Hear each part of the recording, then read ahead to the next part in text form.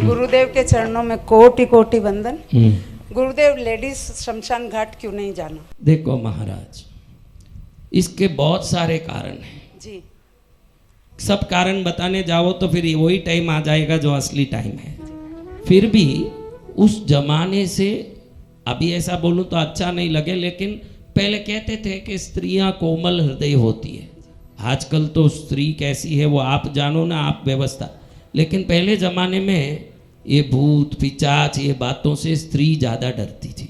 और आज भी भूत किसको ज़्यादा लगता है? आप देखिए किसको ज़्यादा लगता है, बोलो बहनों? लेडीज को। उनका दुर्बल भाव, अभी ऐसे कहना भी अच्छा नहीं लगता क्योंकि आजकल तो स्त्री पुरुष सब समान माने जाते हैं, इसलिए अब ऐसे कहूँ तो ठीक नहीं लगता। लेकिन पहले ज़माने में ऐसे लगता था कि शादी के लिए मेहंदी लगाई हुई, हल्दी लगाई हुई लड़की को बाहर भी जाने नहीं देते थे, क्योंकि बाहर जाने से कोई हवा पानी लगती। ऐसे शादी के लिए जिसका रस्म शुरू हो चुका, उस लड़की को अकेले भी नहीं भेजते, ना अकेले कहीं घूमने देते, क्योंकि कोई ना कोई हवा न लग जाए, कुछ हो जाए। अगर ऐसे ही बाहर जाने से हवा लगे तो मसान तक जाने से क्या क्या नहीं लगे, सोचो। ऐसे सोच के उस जमाने में स्त्रियों को नहीं जाने देते थे। बाकी हमारी संस्कृति में स्त्री के लिए कोई चीज़ वर्जित नहीं है, लेकिन कमज़ोर होने से वहाँ तक जाए, वहाँ मुर्दा जलते दिखे, ये दिखे, दिल में कोई धक्का लग जाए और घबराहट बैठ जाए तो क्या हो, ये एक कारण, पहला कारण ये। दूसरा कारण, और भी शास्त्र के बताए हुए कई कारणों हैं, उन कारणों से भी नहीं जाने देते थे। लेकिन इससे आपका तात्पर्य क्या, आपको किसके लिए जाना है मसान में? जी, क्योंकि मम्मी के जब भी होगा कुछ तो जाना तो। अरे वो 1000 साल रहेगी, अभी उसका नहीं सोचना है। वो तो बैठी है, हमको वो जाएगी तो मसान जाऊं क्या, तो यानी उसको भेजने की व्यवस्था कर रहे हैं, ऐसे हो जाए, इसलिए वो सोचना ही नहीं। वो जब जाए तब देखा जाए, अभी से उसको सोच के क्या करना। बच्चा होगा तभी तो नाम रखना है, अभी से नाम ढूंढ के क्या करना। अगर लड़की हो गई तो नाम लेके क्या करेंगे? स्वागत है। मैं 2012-13 से श्री दुर्गा सप्तशती का पाठ करता हूँ अपने से, बिना गुरु का।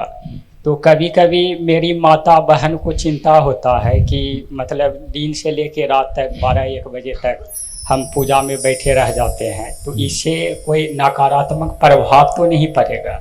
क्योंकि पूर्ण पूजा का ज्ञान नहीं है, कुछ जानते भी हैं तो वो ठीक से होता नहीं है, और कुछ भाषा संस्कृत का शुद्ध उच्चारण भी नहीं होता है।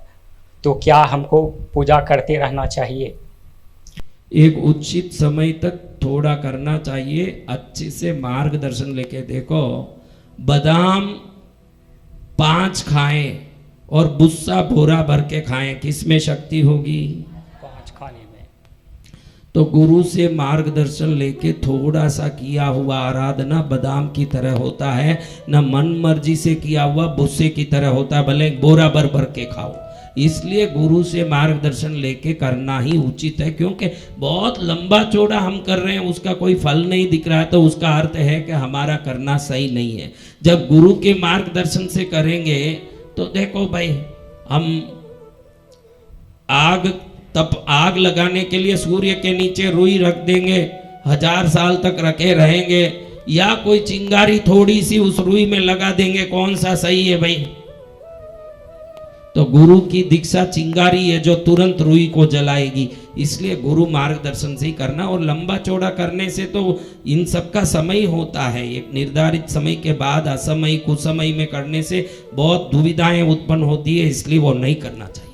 गुरु का तो इच्छा है, लेकिन गुरु है नहीं तो क्या? ढूंढो, कोई मिलेंगे गुरु, ढूंढो। महागुरु प्राप्त करने का आशीर्वाद दिए। जरूर भाई, तुझे महागुरु मिले, यही आशीर्वाद। और हम महर्षि बन जाए, ऐसा भी आशीर्वाद। जरूर भाई, तुम महर्षि, महागुरु मिले तुझे, यही मैं माँ को बोलता हूँ, ये महागुरु मिले। और बस बेटा, बस बैठो। महागुरु। गुरुदेव के चरण कमलों में शत शत नमन है। मेरा नाम कंचन शर्मा है, मैं हरियाणा गुड़गांव से हूँ। गुरुदेव, मेरा ये प्रश्न है, क्या हम गुरु मंत्र का जाप और माँ पद्मावती के मंत्र का जाप एक ही माला पे करें? और दूसरा, क्या उस मंत्र का जाप करने के बाद हमें वो माला धारण करनी चाहिए या फिर नहीं धारण करनी चाहिए? नहीं धारण करनी चाहिए। जप माला अलग रखनी चाहिए, क्योंकि कभी अशुद्धि के समय में ये माला शरीर में रह गई तो किया हुआ जाप सब वेस्ट हो जाएगा।